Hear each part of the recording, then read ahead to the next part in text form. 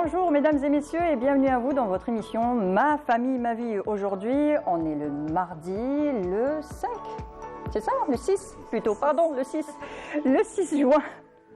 6 juin 2023, pardon. Et il est 10h30, nous allons vous accompagner jusqu'à 11h30. Et mesdames et messieurs, aujourd'hui, nous allons parler d'un sujet d'une importance capitale. On va parler des accidents de la circulation et le thème du jour est le suivant. Sécurité routière, l'affaire de tous. Parce que oui, on est tous concernés. Donc si vous voulez intervenir dans l'émission, vous n'avez qu'à nous appeler au numéro suivant, le 021 23 98 91. Le 021 23 98 91 pour nous poser des questions, pour témoigner, pour participer en tout cas à cette émission. Alors aujourd'hui, on va discuter de ce fléau qui continue à hanter nos routes. Il y a de plus en plus d'accidents, de plus en plus de victimes. Qu'on soit conducteur ou pas, on est quand même à risque, qu'on soit piéton ou autre, voilà justement. Donc il faut faire attention et justement cette émission est consacrée à la sécurité routière et avec nous pour en parler, Monsieur Amin Rbeh, vous êtes président de l'association Infotrafic Algérie. Bonjour et merci d'avoir accepté notre invitation. Merci à vous Mounia, merci aux chers auditeurs pour l'invitation aussi. Avec nous aussi, commissaire Rachid Rosli, vous êtes commissaire divisionnaire à la DGSN. Bonjour et merci d'avoir accepté notre invitation. Bonjour, merci pour l'invitation. Et bien sûr, pour sa rubrique Wisher, Wahida Salmchif. Bonjour Wahida. Bonjour Mounia. Ça va? Alhamdulillah, oui, ça va. Bon, on a beaucoup à dire. Justement, je vais dire à nos téléspectateurs de rester jusqu'à la dernière minute parce qu'ils vont beaucoup nous aider. Beaucoup apprendre et beaucoup nous aider à diffuser l'information autour d'eux. Exactement, diffuser l'information. Ils peuvent aussi nous aider en nous appelant, en nous posant des questions, en témoignant justement et on essaiera de répondre à toutes leurs questions. Et dans ta rubrique aujourd'hui, ce sera une rubrique très intéressante parce que tu vas nous parler de gestes de premier secours en cas d'accident parce qu'on est habitué à voir ce qui se passe autour de nous mais on ne sait pas quoi faire et parfois les gens, en croyant bien faire, ils créent des suraccidents, c'est ce qu'on appelle. Exactement, voilà. Donc, on ne sait pas forcément comment réagir et toi, tu vas nous dire comment réagir en cas d'accident, comment donner une bonne alerte et ce qu'il faut comment ne agir, pas faire. Tout simplement. Voilà, oui, surtout. Très bien. Alors, quels sont les principaux facteurs qui contribuent aux accidents de la circulation selon votre expérience sur le terrain, commissaire? Donc, d'abord, il faut dire que les accidents de la circulation routière sont en augmentation. Exactement. Dans le premier trimestre, nous avons enregistré 4 259 accidents et ont été à l'origine de 5 659 blessés et 159 personnes décédées. Voilà. Donc, les données statistiques révèlent que le facteur responsable est l'être humain, pour la simple raison qu'il y a l'inobservation des règles de circulation et le non-respect au code de la route. Oui. L'être humain reste le premier responsable par le non-respect du code de la route et l'inobservation. Donc si l'on constate, si l'on veut remédier à cette situation, l'équation est très simple. Il faut respecter le code de la route. On est responsable des accidents. Donc si l'être humain est responsable, donc la clé, la solution réside dans le changement de son comportement. Raison pour laquelle la Direction générale de la Sûreté nationale, dans le cadre de ses activités opérationnelles liées à la lutte contre les accidents, accorde une très grande importance aux facteurs humains, à travers la sensibilisation, et également à travers la dissuasion, et également à travers la répression aux infractions du code de la route. Bien sûr. Donc, le triptyque opérationnel que nous adoptons, c'est la prévention, la dissuasion et la répression. Donc, il faut se remettre à l'évidence que le changement du comportement est très important pour résoudre cette problématique qui, hélas, ne cesse d'emporter et de faucher des êtres humains. Exactement. Et justement, on aurait aimé avoir encore plus d'informations parce qu'on devait avoir un membre de la Fédération des auto-écoles pour nous expliquer ce qui se passe réellement. Parce qu'en général, quand on passe notre permis, on est assidu, on apprend, on est avec un moniteur. Exactement. Même quand on passe nos examens, quand on a notre permis, on fait tout comme il faut. Mais une fois qu'on est dans notre voiture et qu'on est seul, c'est à ce moment-là que les comportements dangereux commencent à apparaître. Et c'est à ce moment-là qu'on commence à voir. Oui, est-ce que les heures, parce qu'on a tous passé notre permis, est-ce que les heures sont suffisantes pour pouvoir assurer la conduite à l'extérieur? On aurait aimé répondre à toutes ces questions. Voilà. Il y a des moniteurs d'auto-école justement qui regardent l'émission, ne vous gênez pas, appelez-nous justement pour nous informer par rapport à ça. On aurait aimé avoir quelqu'un qui nous a malheureusement, qui n'est pas arrivé. Donc si vous voulez justement participer au débat, une seule chose à faire, nous appeler au 021 23 98 91, le 021 23 98 4 21. On est là justement pour vous écouter, pour répondre à vos questions, écouter vos témoignages. Alors, pour l'association Infotrafic Algérie, une association, je pense que tout le monde connaît en Algérie, c'est clair. Vous avez pas mal d'actions justement sur le terrain. Alors, comment s'est créée justement cette association ? D'accord, donc la création d'Infotrafic Algérie ITA, c'était en 2015, c'était à travers les réseaux sociaux, bien sûr. Le début, c'était à travers la page Facebook. Donc au début, le concept, c'était d'avoir une plateforme d'échange d'informations entre les usagers de la route, notamment les chauffeurs. Au début, c'était surtout pour avoir une idée sur l'état du trafic, si ça roule, si ça roule pas. Voilà, exactement. L'état du trafic, et à la base, c'était un échange d'informations. Donc, on a voulu créer une plateforme là où tout le monde peut participer, peut donner l'information sur la route. Comme ça va peut-être un peu, non seulement pas diminuer, disons, la circulation, mais même parfois, quand on a l'information, on est plus à l'aise dans nos véhicules que quand on est l'ignorance. C'était le départ de la page. La page, elle a pris de l'ampleur. L'idée, c'est tout le monde qui a aimé. Donc, par la suite, on a voulu en profiter avec la rapproche du conducteur algérien pour passer à la sensibilisation. Donc, on a voulu en profiter. Ça ne cesse de progresser de jour en jour. Et j'ai remarqué, vous posez même des questions par rapport aux priorités, par rapport à ce genre de choses. De temps en temps, on tombe sur des questions comme ça, pièges, parce qu'on a tendance, justement, quand on passe notre permis, une fois qu'on l'a passé, une fois qu'on l'a, on l'oublie. Et on oublie les priorités, on oublie la signalisation, et peut-être qu'on devrait repasser un permis tous les 5 ans ou tous les 10 ans. Ça serait quand même une bonne idée, n'est-ce pas, commissaire ? Moi, je pense que la formation telle qu'elle est maintenant mérite d'être renforcée à travers l'introduction du multimédia. Oui. Je m'explique. Ça veut dire que je pense qu'il est inconcevable qu'on puisse être détenteur d'un permis de conduire sans que l'on connaisse quels sont les risques des accidents. Oui. Comment maintenant vivre cette situation de risque sans pour autant faire un accident? C'est à travers les simulateurs. Donc, un conducteur ou un candidat, Inch'Allah, va connaître ce que c'est qu'un tonneau, va apprendre ce que c'est que de conduire en période de pluie, par exemple, de mauvais temps. Voilà ce qu'on a vécu ces derniers jours. Voilà, encore ces derniers jours, avec le mauvais temps, il y a encore plus d'accidents de la circulation parce que la chaussée est glissante, on n'a pas les bons réflexes. Peut-être que la voiture n'a pas été vérifiée. Donc, il est temps de dire que la conduite, c'est un savoir. Ce savoir doit être complet. Donc comme l'on dit, science sans conscience n'est que ruine de l'âme. Donc, les résultats sont là. Donc, il faut introduire le multimédia. Il faut que le conducteur vive des situations de détresse à travers des simulateurs. Et moi, je pense que l'introduction de ces équipements va coûter moins cher par rapport à la facture qu'on est en train de payer en vie humaine. Qu'on est en train de payer en vie humaine. Allez voir les hôpitaux. Ils vont vous dire que une simple broche coûte des milliards, coûte des millions. Je ne sais pas combien elle coûte, mais elle est très chère. Et les répercussions sur la vie aussi. La prise en charge sur le plan social. En plus des familles qui sont endeuillées, en plus des personnes qui sont handicapées. Donc je pense que cette facture mériterait d'être révisée vers le renforcement du multimédia et de la formation en matière de conduite des véhicules. Mais s'il y a, on va dire, des subventions aussi, s'il y a aussi une aide aussi, parce que je pense que les simulateurs coûtent aussi assez cher pour que chaque école puisse être équipée d'un simulateur, ce n'est pas non plus donné. Mais à voir ce que coûtent les accidents, lorsqu'on est touché, il faut se rapprocher des accidentés, vous allez voir qu'il y a des personnes qui sont vraiment, il y a des familles qui sont détruites. Oui. Il y a même un conducteur, lorsqu'il fait un accident par exemple, il y en a qui sont traumatisés, il ne peut plus reconduire. Donc, c'est un traumatisme qu'on garde à vie. Garde à vie.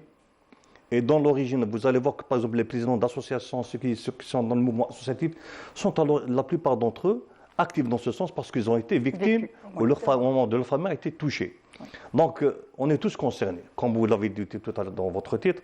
Donc, il faut d'ores et déjà mettre en œuvre tous les moyens qu'il faut. Oui. Juste pour les simulateurs. Et en fait, l'année dernière, j'ai eu l'occasion de rencontrer des jeunes qui ont créé un simulateur pour avion. Donc, c'est des jeunes étudiants. Je me dis peut-être que si on leur donne la chance... Algériens, ici, à l'université de Bebzoua. D'ailleurs, on les a même reçus ici sur Canal Algérie. Donc, pourquoi pas leur donner la chance de créer des simulateurs pour la voiture. Parce que s'ils ont réussi pour l'avion, je pense que ça va être vraiment facile pour eux. Et c'est ce qui se passe d'ailleurs dans certains pays. Et ils font passer les permis avec les simulateurs. Ils en donnent des cours.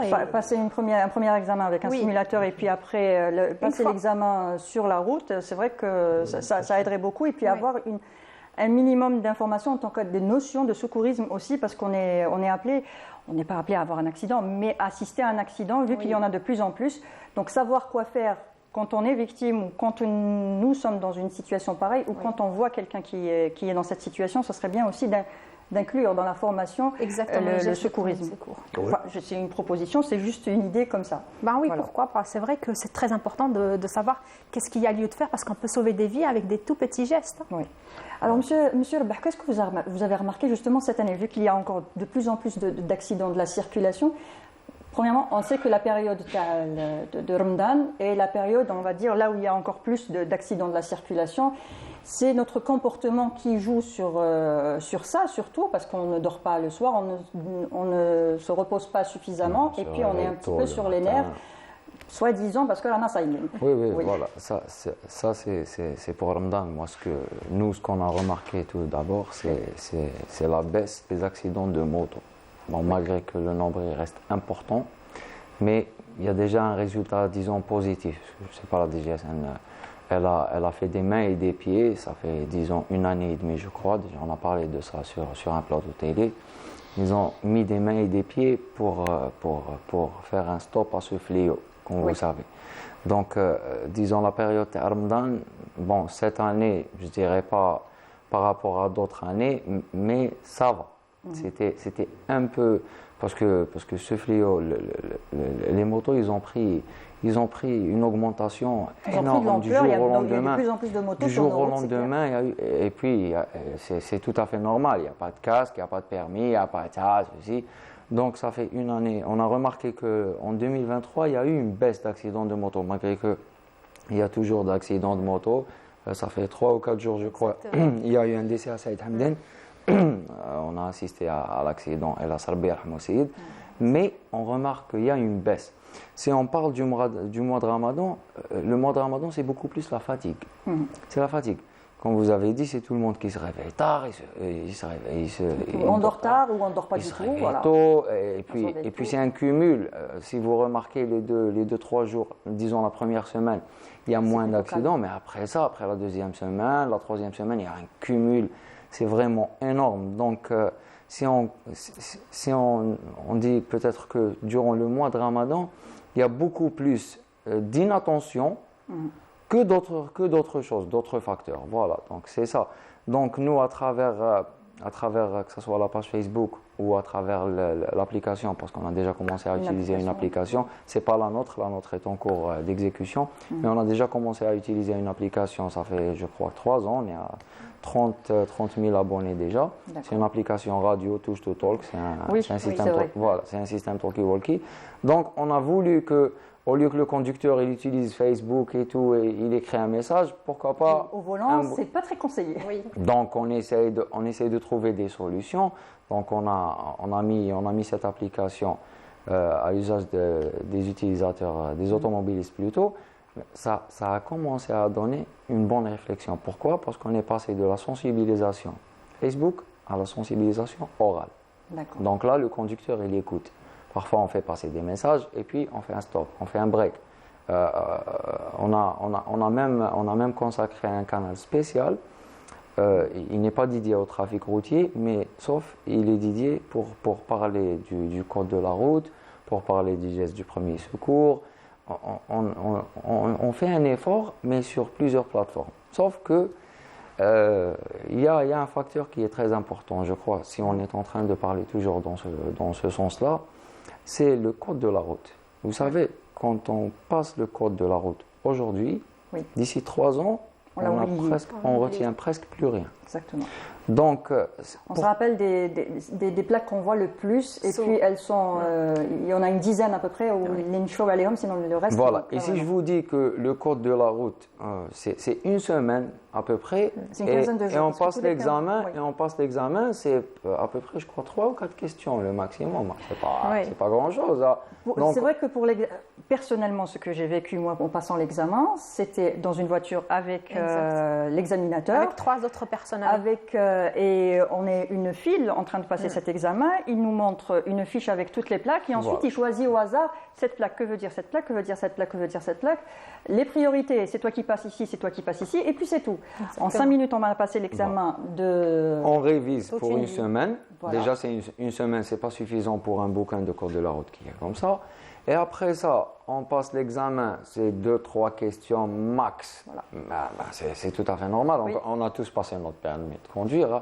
Et après ça, c'est toute l'année. C'est toute la vie.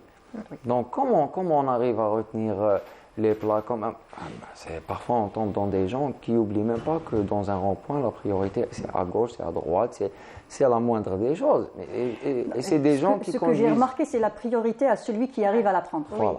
C'est plus ça chez nous. Il faut dire ce qu'il en est. Dès qu'on met... c'est du vécu. Ce que je vais dire, c'est du vécu. Dès qu'on met un clignotant et on voit que la personne va tourner à droite ou va tourner à gauche, on fait tout pour dépasser cette personne, et même si on va tourner dans l'autre sens.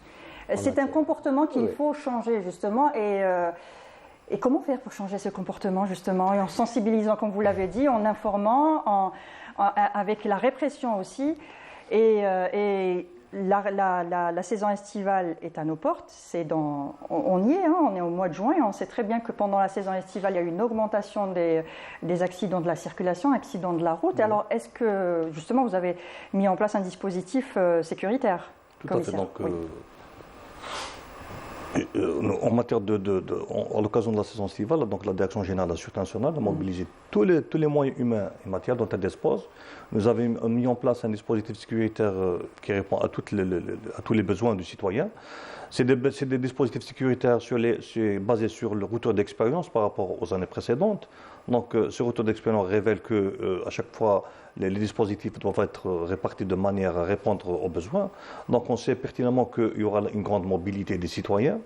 Donc, ils vont par rapport à leurs déplacements, vers les places publiques, vers les plages, vers les centres commerciaux. Donc, alhamdoulilah, ils vont se déplacer, mais ces déplacements sont accompagnés, c'est sûr, par de la fatigue, par des accidents. Donc, l'ensemble des dispositifs que nous avons mis en place répondent justement pour mettre un terme également, accompagner nos chers citoyens dans leurs déplacements. Maintenant, quel que soit le dispositif qu'on va mettre en place, s'il n'a pas l'implication du citoyen par le respect de la route, il va montrer ses limites. Donc, la contribution des citoyens, donc en plus des mesures sécuritaires, il y a aussi des mesures de prévention. C'est justement pour sensibiliser et faire adhérer le citoyen à contribuer à ces dispositifs à travers le respect du code de la route. Il faut savoir qu'on parle de la saison estivale, Inch'Allah, on va parler après de la rentrée sociale. Donc à chaque fois, les dispositifs sont mis en place. Mais le citoyen doit contribuer aussi. Exactement. Voilà. Pour revenir sur la question liée aux motocyclettes, si vous permettez, bien sûr. Bien sûr. C'est qu'en matière de motocyclettes, c'est vrai que nous avons mené une lutte impitoyable contre les infractionnistes. Oui. Quand on parle de motocyclistes et aussi de conducteurs, là je montre un respect aussi pour les conducteurs professionnels. Nos dispositifs s'adressent beaucoup plus aux infractionnistes qui portent atteinte au code de la route et qui basculent aussi dans la délinquance et qui font preuve aussi d'incivilité. Nous avons constaté. Les résultats sont là. Donc entre parenthèses, cette lutte que nous avons menée a porté ses fruits. Nous avons constaté que les citoyens maintenant, beaucoup de conducteurs portent les casques, beaucoup respectent le code de la route.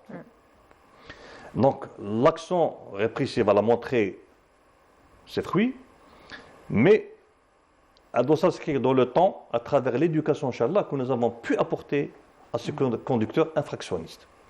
Donc maintenant, il faut se rendre à l'évidence que la conduite de la motocyclette, maintenant, c'est le moyen de locomotion le plus favori, notamment chez les jeunes. Et quand on parle de jeunes, là, on doit basculer vers les parents. Donc les parents sont responsables par rapport à la conduite de motocyclette. On sait que l'amour de la conduite de la motocyclette coïncide avec l'adolescence. Oui. On aime tous conduire, on a tous conduit des motocyclettes, on aime toujours les motocyclettes. La motocyclette constitue chez certains un prolongement de sa personnalité. Mais il faut qu'elle soit réglementée, au bio-code de la route, et que c'est ce qu'il y a dans le civisme. Donc les parents, permettez-moi de dresser un appel aux parents. Chers parents, s'il vous plaît, sensibilisez vos enfants. Acheter une moto, c'est beau. Les contrôler, c'est mieux. C'est mieux. Et s'équiper comme il faut aussi, avec le casque, avec les gants, avec tout ce qu'il faut. Bien sûr, bien sûr. Donc la conduite de la motocyclette, il faut dire que maintenant, alhamdoulilah, c'est devenu un acquis pour nous. Et les résultats en matière de lutte sont là. Très bien. Mais il reste toujours du travail. Et oui, il reste du travail et on est là justement aujourd'hui pour sensibiliser et pour informer. Tout de suite, ce que je vous propose, c'est un reportage de notre journaliste Feri El Hamdi qui nous parle justement des accidents de la circulation.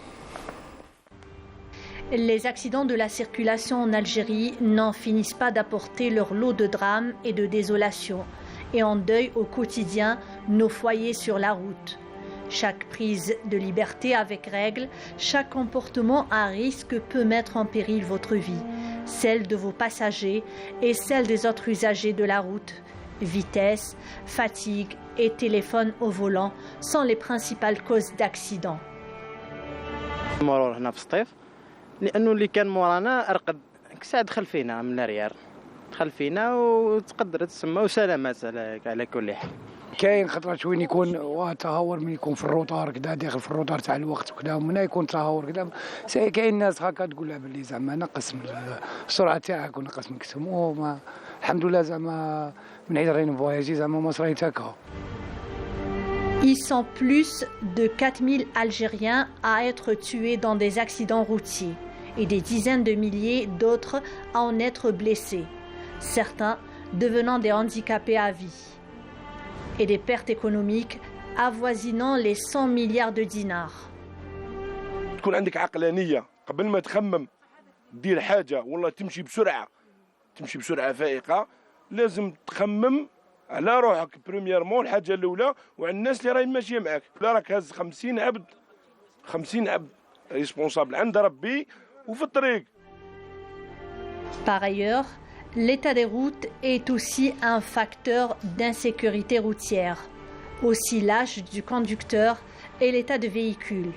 Autant d'éléments qui incitent à un diagnostic renouvelé, notamment en matière d'infrastructure et d'aménagement du territoire, et à des mesures plus drastiques de sécurisation du trafic routier dans notre pays.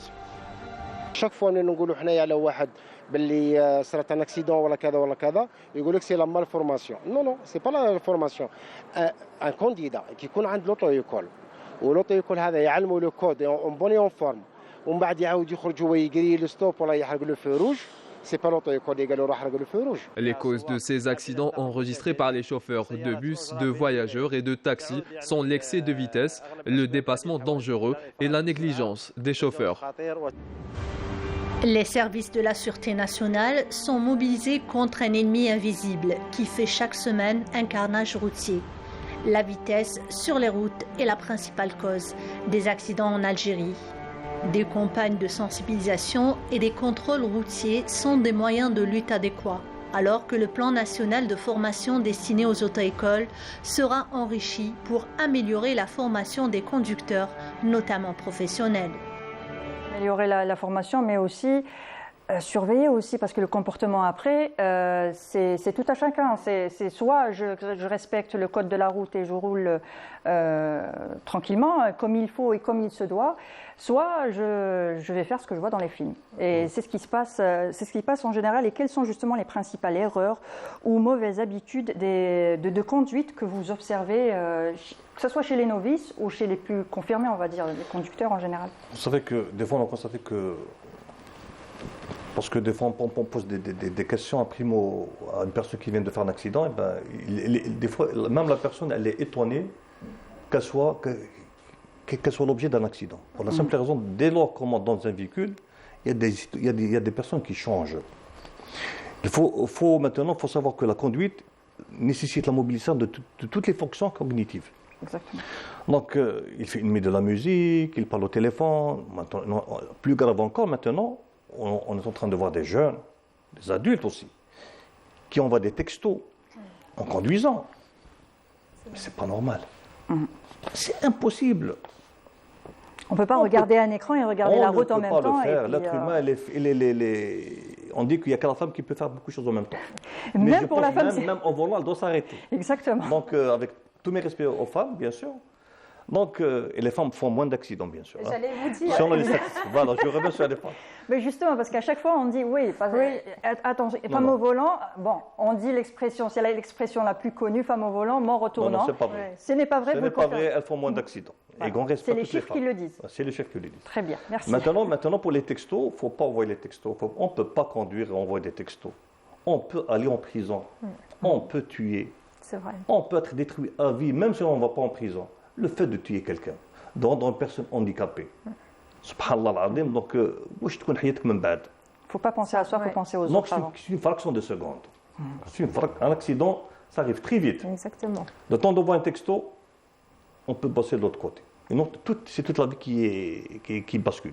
Donc, conduire est une fonction qui nécessite la mobilisation de toutes les fonctions de l'être humain. Ses yeux, son oreille, tout. Oui. Sa concentration. Donc, là, on revient sur le facteur lié à l'être humain. Donc, sur ce plan, on est d'accord. Maintenant, la vitesse. Même si on conduit très bien, il ne faut pas dépasser le... S'il y a des limitations, c'est étudié. Il y a des limitations. On est à 80 km/h, il y a une distance qu'on doit parcourir pour freiner, quel que soit le véhicule. Quel que soit le véhicule, même s'il est en bon état, il y a des lois physiques. Exactement. Il y a des lois physiques. C'est sûr qu'on ne va pas s'arrêter à 2 mètres, 3 mètres. Ça dépasse. Ça peut dépasser les 10 mètres. C'est pour ça qu'il faut garder une distance de sécurité aussi entre les véhicules. Même si on a la ceinture de sécurité, à 80 km/h, la cage thoracique peut lâcher. Même si on est sécurisé. Donc, respectez les lois physiques. On est dans un virage, par exemple, il y a la force centrifuge qui va vous éjecter. Par exemple, une personne qui court à pied, qui court, il fait un jogging, il court. Dès lors qu'il arrive sur un virage, instinctivement, il réduit la vitesse. Rabbi subhanahu, il fait qu'on réduit la vitesse. Comment alors ne pas réduire la vitesse dans un virage lorsqu'on est dans un véhicule? Donc c'est ça, il faut être à l'écoute et à l'attention de soi-même. Donc sans pour autant monopoliser la discussion, je voudrais vous laisser parler. Il y a le véhicule aussi. Souvent les gens ils prêtent pas attention au véhicule, donc ils font pas des révisions, ils vérifient pas leurs pièces. Et ça, je pense que c'est très important parce que si on n'a pas un véhicule qui est en bon état, on augmente les risques d'accident. On a, excusez-moi, on a un appel téléphonique. Justement, on a Wassim par téléphone. Wassim, bonjour. Bonjour, comment vous allez? Bon, je vous félicite pour cette émission et tout. On aimerait bien que ça se Inch'Allah. Bon, je me présente en tant que Wassim, administrateur dans la page Trafic Algérie. Je salue notre représentant qui est avec vous. Je salue aussi le représentant de la DGSN en matière de la sécurité routière. Je voulais aborder un point concernant notre activité dans la page Facebook. Donc on reçoit beaucoup de messages des utilisateurs de la route et même je viens de voir avec vous le reportage et tout. On voit beaucoup de professionnels de la route qui sont impliqués dans les accidents routiers, notamment les chauffeurs de bus, les chauffeurs de taxi et tout ce qui en suit comme professionnels bien sûr. Donc si on prend les utilisateurs de la route, on peut les classer. D'accord. Il y a des utilisateurs quotidiens, des simples chauffeurs de route qui allent vers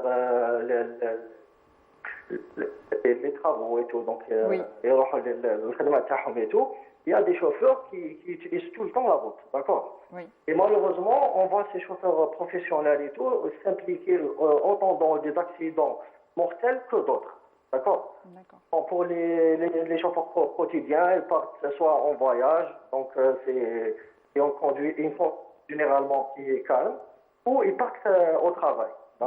Donc, concernant le travail, généralement, c'est les heures de pointe et tout, il y a des embouteillages. Entre parenthèses, ils sont un peu protégés par rapport aux accidents routiers graves. Parce qu'ils n'ont pas l'occasion de faire de la vitesse et que c'est déjà bouché, quoi. Voilà. Par contre, les chauffeurs professionnels, d'accord, donc les mihani, les muhtarifin, voilà. Donc ces gens-là, on doit s'intéresser à eux beaucoup plus sur la sensibilisation routière. Bon, je vous dis ça, c'est par rapport, entre parenthèses, à la plainte des usagers de la route. Au niveau de notre page, on reçoit énormément de messages concernant cette catégorie.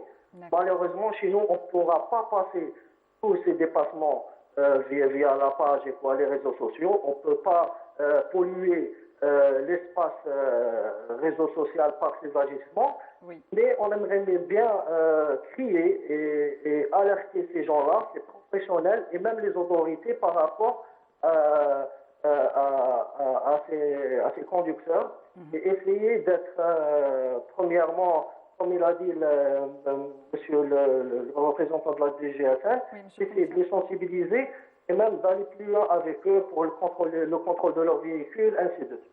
D'accord, très bien. Merci Wassim pour votre intervention. Et justement, est-ce qu'on peut signaler un conducteur ou une conduite dangereuse? On est en train de regarder, de voir qu'une personne a une conduite dangereuse. Est-ce qu'on peut appeler et signaler? Est-ce que ça reste anonyme? Comment que ça se passe? Signaler est un devoir. Oui. Est un acte de civisme. Donc, il faut signaler. Vous avez le 1548, vous avez le 17 police secours. Et vous pouvez même vous arrêter chez un policier et signaler aussi. Donc signaler, c'est quelque chose de, c'est un devoir et il faut le faire. Et à chaque fois dans nos interventions, nous sollicitons de la part des citoyens leur contribution. Et donc moi je pense qu'à travers les réseaux sociaux, vous avez constaté qu'il y a beaucoup de signalements. Oui. Et ces signalements ont porté leurs fruits. Exactement. Donc il est temps aussi d'encourager ce type de comportement civique. Qu'il faudra encourager parce que ça reste une solution aussi pour endiguer justement ce fléau. Bien sûr, chacun doit mettre du sien, chacun doit contribuer. Et je pense que parmi les meilleures contributions, c'est de signaler au service de police et de gendarmerie toute action en matière de... Toute infraction, exactement. Toute infraction, voilà. Au code de la route, oui. Voilà, même concernant les signalements, on reçoit des signalements. On a même créé une rubrique qui s'appelle « E-comportement » sur la page. Donc bien sûr, on ne peut pas divulguer l'immatriculation ou autre, mais ça a donné un résultat avec le temps. Parce que malgré, si on dit que l'immatriculation, elle n'apparaît pas, mais on connaît le véhicule. Moi, je connais les véhicules de mon ami. Mon père, il connaît mon véhicule. Ma mère, elle connaît mon véhicule. Donc, avec une simple photo, même si l'immatriculation est masquée, peut-être qu'on reconnaîtra la personne et qu'on ira lui parler et peut-être le dissuader de Exactement. Et même parfois, quand on arrive à faire passer des vidéos de conduite dangereuse ou de manœuvres dangereuses, il y a la DGSN, il y a la gendarmerie qui prennent ça au sérieux et qui font le suivi avec leurs caméras de surveillance, et il y a eu déjà ça à plusieurs reprises, donc ça va. C'est vrai. Oui, exactement. Et nous allons continuer. Nous sommes avec nous docteur Mehdi Renia, qui est orthopédiste à l'hôpital Palestro. Bonjour, docteur. Bonjour madame, bonjour aux invités, aux auditeurs. Merci. Alors, merci d'être avec nous aujourd'hui. Alors, on parle souvent des accidents de la route, qu'il faut sensibiliser et informer, mais il faut aussi informer sur les conséquences de ces accidents de la circulation. Et les conséquences peuvent être terribles, mais si on n'en meurt pas, on peut être gravement blessé, avoir plusieurs traumatismes, et ça peut devenir très grave. Alors, quelles sont les blessures les plus fréquentes causées par les accidents de la circulation que vous recevez le plus ? Qui sont les plus dangereuses? Effectivement, il y a beaucoup de blessures qui sont causées par ces accidents. Les plus fréquentes sont les fractures de membres ou bien du rachis, les traumatismes du crâne, de la cage thoracique ou de l'abdomen. Généralement, le traitement il est souvent chirurgical avec des séquelles parfois à vie, notamment des handicaps majeurs comme la paraplégie ou la tétraplégie, où le patient garde une paralysie totale de ses deux membres inférieurs ou bien de ses quatre membres lors des fractures du rachis, ou bien des séquelles respiratoires ou dans l'abdomen. C'est vraiment à vie. Il n'y a pas de traitement ou de trucs miraculeux pour traiter ce genre de séquelles. Surtout pour une personne polytraumatisée, et souvent dans les accidents de la circulation, on a aussi des fractures, ce qu'on appelle les fractures ouvertes, où l'os complètement apparaît. C'est assez dangereux. Effectivement, c'est très dangereux quand on a l'os mis à nu en contact avec l'air. Et donc, l'os il est exposé, il est en contact direct avec les germes qui se trouvent dans l'air ambiant. Et ça peut donner des infections et ça peut aller jusqu'à l'amputation. Oui. Donc, ouais, c'est très, très grave. C'est très sérieux et c'est très grave comme blessure. Le fait d'échapper, on va dire, à la mort ne veut pas dire forcément que ça pourrait aller mieux après. Il y a des séquelles à vie, que ce soit physique ou psychologique. Effectivement, surtout, même des fois des séquelles physiques et après dans des séquelles psychiques. Par exemple, genre un paraplégique ou bien un amputé de membre, après il va garder des séquelles psychiques par rapport à sa blessure, par rapport à son amputation. Donc c'est... Oui. Même s'il guérit du traumatisme psychique de l'accident lui-même. Oui. Bien sûr. Mais vis-à-vis de sa blessure, oui, il développera un complexe psychique par rapport à sa blessure. Et la prise en charge n'est pas donnée aussi. Ça coûte assez cher à l'État et ce n'est pas aussi évident. La prise en charge est coûteuse. Oui, effectivement, c'est très très très cher, surtout en matière d'orthopédie, notre spécialité. Donc on met des implants pour fixer la fracture. Oui. Et ces implants, de par sa complexité et parfois quand c'est très sophistiqué, donc ça coûte énormément cher. Oui. Rien que l'implant lui-même, ne parlons pas des nuits d'hospitalisation, des médicaments que reçoivent les patients, de la prise en charge dans la rééducation, dans les centres spécialisés après, donc ça coûte énormément cher. Oui. Exactement. Même si on s'en sort vivant d'un accident de la circulation, ça ne veut pas dire que notre vie est épargnée non plus, parce que la prise en charge est assez rude aussi. On risque de passer beaucoup de temps dans les hôpitaux et les répercussions psychologiques aussi le sont, que ce soit sur la victime ou sur son entourage. Merci beaucoup, docteur Mehdi Renia. Vous êtes orthopédiste à l'hôpital de Palestro, l'Khdaria. Merci encore pour votre intervention. Je crois qu'il nous a quittés déjà, qui est parti, que la communication a été coupée. Alors ce que je vous propose tout de suite, c'est de passer justement à la rubrique de Wahida Selmchef qui va nous parler de premiers gestes, de premiers secours, voilà, exactement, dans sa rubrique plus chère, tout de suite après ceci.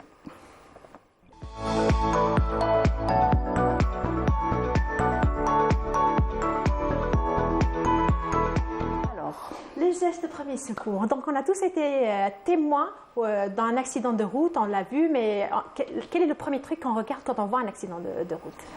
Qu'est-ce que tu regardes? Qu'est-ce qu'il y a quand on voit ici en Algérie, quand il y a un accident de route? La foule.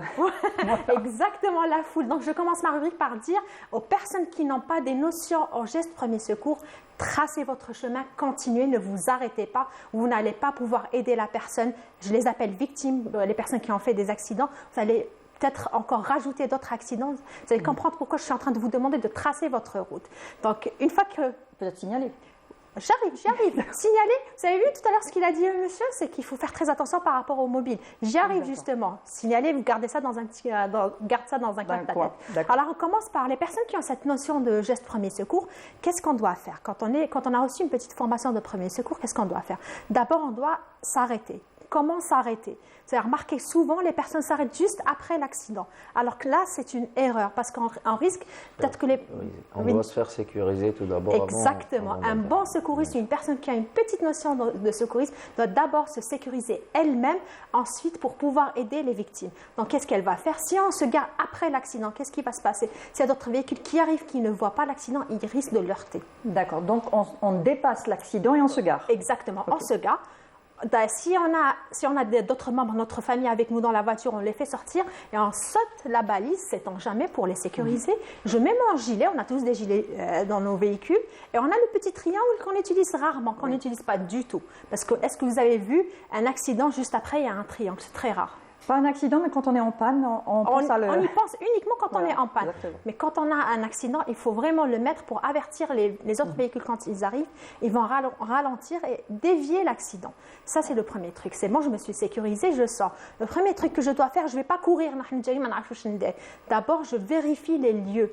Donc, visuellement, j'essaie de voir s'il n'y a pas un risque. S'il n'y a pas un risque d'un effondrement d'un mur, d'un poteau, d'électricité, de feu qui va s'allumer, de câbles électriques qui vont peut-être s'allumer entre eux. Donc je vérifie. Une fois que je vois que rien de tout cela n'existe, je peux avancer vers le conducteur. Le premier truc que je dois faire, donc on va parler de plusieurs situations. Vous allez un peu me dire les situations qu'on a de rencontrer pour pouvoir expliquer aux téléspectateurs. Alors on va dire que l'accident s'est déroulé, la voiture est à l'envers, on va dire, et puis le conducteur est à l'intérieur et que la voiture est toujours en marche. Elle est renversée, voilà. Le premier truc qu'il faut faire, ne jamais faire sortir la victime de son véhicule.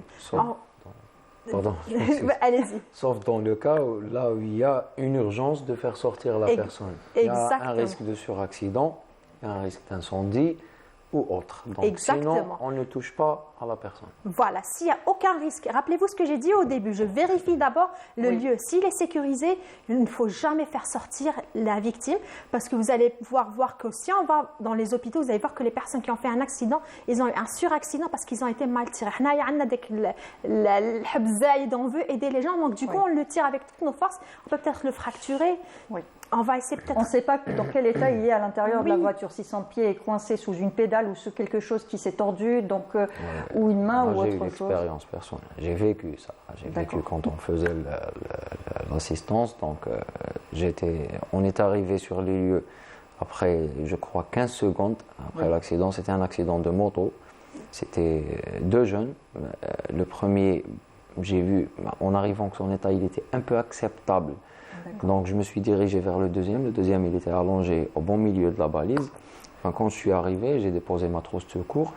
J'ai trouvé dans un état là où je pouvais, moi, comme j'ai un PSE, j'ai un diplôme de secouriste, je ne pouvais rien faire. Et puis il y a son ami qui a sauté la balise parce que c'était un autre véhicule, ils l'ont reconnu, donc qui a sauté la balise, il est venu, il m'a poussé, il m'a attrapé par la ceinture, ou djibdou. Donc du coup, quand je voulais faire quelque chose, il m'a répondu, il m'a dit sahbi.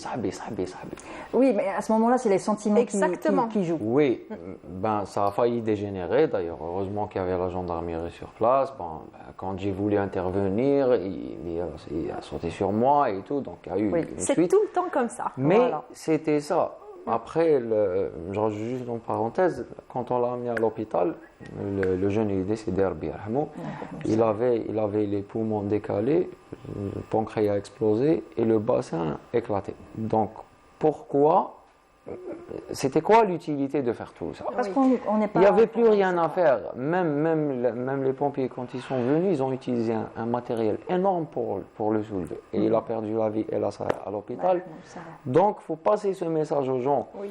C'est vrai que c'est bien d'aider les gens, mais parfois, ce que vous pensez que c'est une aide, eh ben, c'est tout à fait l'inverse. Ça peut aggraver la situation. C'est tout à fait l'inverse. Voilà. Le principe vital. Oui, ça, c'est dans le cas où le véhicule est renversé. C'est dans le cas où le véhicule il est normal, mais la victime, elle est à l'intérieur, elle est coincée. D'abord, je vérifie si tout va bien, donc je n'essaie pas de la faire sortir. J'attends que la protection civile arrive pour le faire parce qu'ils sont plus expérimentés. Vous avez l'exemple vivant là devant nous.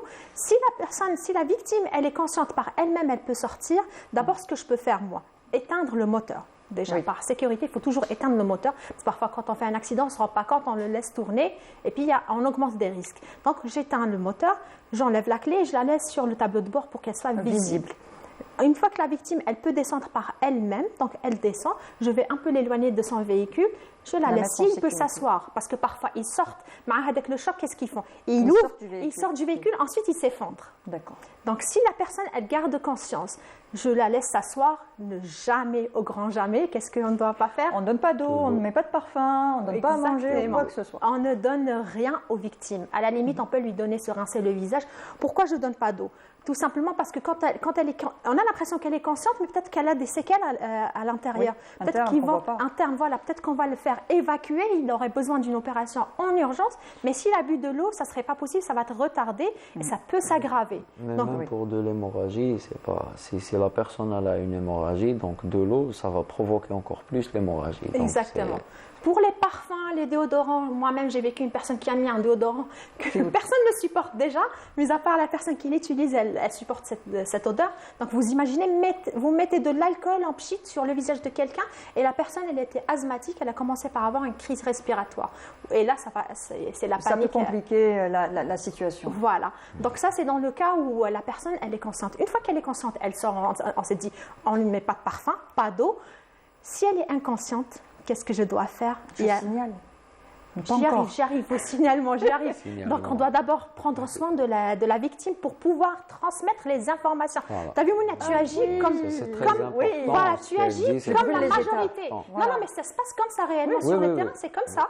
Donc, une fois que la personne, on va dire la victime, elle est inconsciente, qu'est-ce que je dois faire pour sa sécurité? Je la mets en PLS, position latérale sécuritaire. Les téléspectateurs vont dire, je vais vous expliquer, rassurez-vous. Vous mettez juste la victime sur le côté, que ce soit droite ou gauche.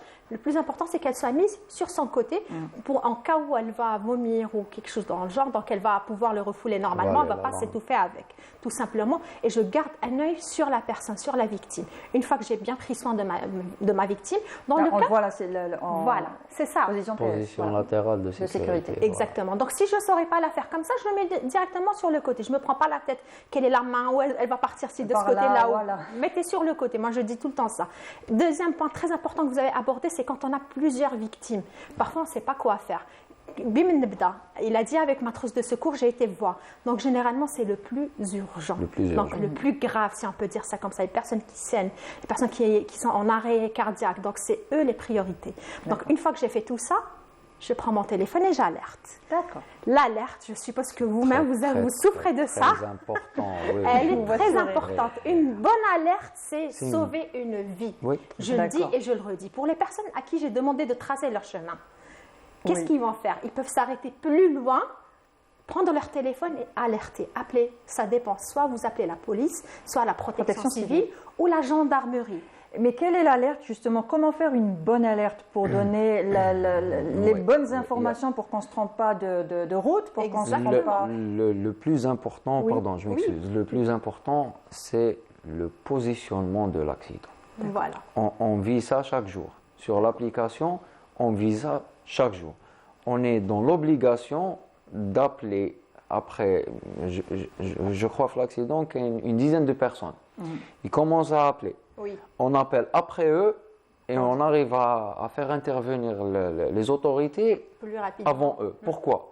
Parce qu'on donne la bonne information. D'accord. Quand on ne donne pas la bonne information, le bon positionnement de l'accident, ça va encore faire durer le temps d'intervention. C'est très important. L'information, elle est très importante. Le positionnement surtout. Ce qui arrive souvent, on en avait parlé dans plusieurs émissions qu'on avait faites sur le même thème, c'est qu'on donne le positionnement, mais on ne dit pas si c'est... par exemple, on a assisté à un accident de la circulation sur le S de Ben Aknoun. On ne dit pas si c'est du côté qui va vers Cheraga ou du côté qui va plutôt vers Alger. Donc du coup, les secours peuvent se retrouver sur l'autre côté. Ils viennent de l'autre côté, ils sont obligés de partir de l'autre côté, ça prend du temps. Juste pour faire les choses bien dans l'ordre. D'abord, j'appelle. Donc, dès que je compose le numéro, si j'appelle la police, ils vont transmettre ça à la protection civile. Si j'appelle la gendarmerie, ils vont transmettre ça à la protection civile. Donc ça ne sert à rien d'appeler et la police et la gendarmerie. Appelez juste un numéro, faites une bonne alerte et ça va bien se passer. Le numéro vert. Voilà, il y a le numéro vert qui est là. Donc j'appelle, bonjour, je me présente pour que ça a l'air sérieux. Parce qu'on reçoit, je pense que vous recevez dans vos centres d'appel des canulars, des personnes qui plaisantent tout le temps. On prend tout au sérieux. Mais il y a des personnes qui plaisantent, oui. On vérifie, on prend tout au sérieux et on vérifie après. Exactement. Donc, pour donner l'air d'être sérieux, c'est bonjour, c'est Wahida Salem Chérif. Je donne mon numéro de téléphone. Pourquoi je donne mon numéro de téléphone? Si ça se raccroche, ils peuvent tout de suite me rappeler. S'ils se perdent, ils peuvent me rappeler.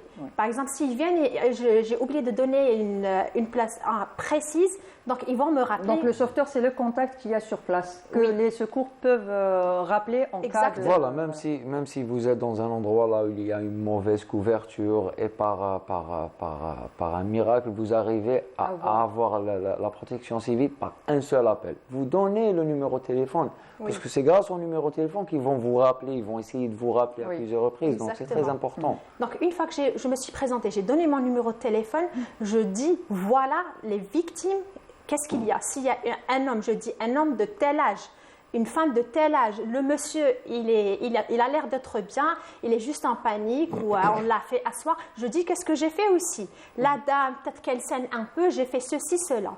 Et puis automatiquement, ils vont nous orienter et nous dire vérifiez ceci ou cela, dites-nous ce qu'il y a, ce qu'il n'y a pas. Oui. Et s'il y a par exemple un risque d'effondrement d'un mur, je le dis à la protection civile. Je n'appelle pas juste pour dire allô, qu'il y a un accident, on coupe à l'air. Parce qu'il ne va pas deviner, il ne va pas se dire oui, on a de l'accident. On décrit bien la situation, toute la scène. Qu'est-ce que j'ai dit au début? On doit faire très attention, il faut être attentif à l'espace et aussi aux victimes. Donc je rapporte mot à mot ce qui s'est passé, ce que j'ai fait et j'attends de me donner des conseils pour voir qu'est-ce que je peux faire par la suite. Une fois que j'ai donné toutes les informations, je donne l'adresse exacte. Je dis, c'est Boulevard des Martyrs. Je ne m'arrête pas ici. Boulevard des Martyrs, c'est le premier portail. Pour rentrer, c'est au studio 7. Je donne tous les détails, tout simplement. Par exemple, si on est dans un endroit où, je donne un exemple, s'il y a deux studios 7 A et B, qu'est-ce que je vais faire? Je vais mettre une personne devant le studio concerné qui attend la protection civile. Dès qu'il les voit venir de loin, il leur dit c'est par là, venez. Donc si on n'a pas une bonne couverture de réseau, donc la personne qui va alerter, elle reste dans ce lieu-là. Là où il y a le réseau pour être joignable. Voilà, pour les joindre. Donc une fois que j'ai fait tout, pourquoi elle est importante l'alerte? Par exemple, si on a une victime, s'il y a une famille qui a eu cet accident, et moi j'appelle pour dire il y a eu une victime. Si la protection civile vont venir avec un seul ambulance, qu'est-ce qu'ils vont faire? Ils vont transporter le plus urgent. Exactement. Et peut-être qu'entre-temps, ils vont avoir d'autres malaises. Il faut signaler toutes les victimes pour que la protection civile soit aussi informée du nombre des victimes, de leur état de santé. Oui, pardon, c'est pour ça qu'on vous dit de vous présenter. Parce que quand on se présente, l'autre personne au bout du fil, elle saura quel type de questions vous posez. Voilà. Si vous dites « je suis médecin, je suis sur un accident », il aura l'information, il aura les bonnes questions à poser. Si vous dites « je suis secouriste, je suis policier », donc la personne à l'autre bout du fil, elle aura le type de questions à vous poser. C'est pour ça que c'est important de se présenter. Pour faciliter la communication. Elle peut même vous orienter si c'est que vous n'avez rien à voir avec le secourisme ou avec le. Exactement. Il va vous orienter, il va vous guider, il va vous dire si vous faites ça, vous faites pas ça, ok, vous attendez ça et ça. Il y a aussi un point très important, c'est les arrêts cardiaques. On avait parlé de ça tout à l'heure. Quand on est face à une personne qui fait un arrêt cardiaque et que j'ai jamais fait de massage cardiaque, je l'ai vu juste à la télévision une fois durant la formation, je ne l'ai plus refait, vaut mieux le faire que ne pas le faire. Même si on rate, il faut essayer de le faire. On risque de casser une côte, mais casser une côte ou sauver une vie, le choix est vite fait. Donc faites-le et il faut vraiment aller se renseigner, formez-vous, c'est très important de faire des formations en gestes premiers secours. C'est accessible. La protection civile, la protection civile. Maintenant, il y a des écoles qui le font. Donc faites-le. Exactement. C'est toujours utile de faire une formation de secouriste, que ce soit dans l'accident de la circulation ou que ce soit à la maison. On est appelé à peut-être assister ou avoir un accident, que ce soit domestique, que ce soit à l'extérieur, au boulot. Et savoir quoi faire dès les premières secondes peut sauver une vie. Exactement. Et merci Wahida. Avec plaisir. J'espère que nos téléspectateurs ont retenu au moins 1% de ce qu'on a dit pour pouvoir le transmettre à leur tour. Inch'Allah. Et justement, je voulais revenir par rapport à un point, je ne voulais pas t'interrompre dans la rubrique, on s'arrête souvent sur la bande d'arrêt d'urgence en pensant être en sécurité. Quand il y a un accident de la circulation, bon, on signale et tout ça. Mais la bande d'arrêt d'urgence est faite pour quoi au juste? Pas pour s'arrêter. Elle est faite comme son nom l'indique, pour l'urgence absolue. Parce que pour la simple raison, s'arrêter sur la bande d'urgence, on prend des risques. Oui, on a encore plus de risques d'avoir un accident. Bien sûr, on peut être à l'origine d'un accident ou d'un suraccident. En matière d'intervention, il faut aussi de maintenir la et avoir un maximum d'informations sur son état de santé. S'il est diabétique, s'il a des allergies, pour communiquer ces informations aux médecins. Les policiers qui sont sur terrain, tous les policiers, ont une formation de base en matière de sécurité dans la formation initiale de base, et également dans le cadre de la formation continue. Il y a des mises à jour pour la formation.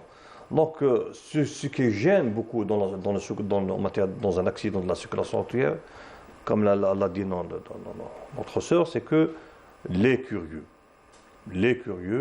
dérangent beaucoup. C'est sûr, c'est vrai qu'il y a cet engouement, on veut aider tout, mais pas au point d'obstruer la route, de retarder l'intervention de secouristes. Tout le monde ralentit pour voir ce qui se passe. Donc ça dérange. Mais surtout, il faut alerter comme l'a bien dit.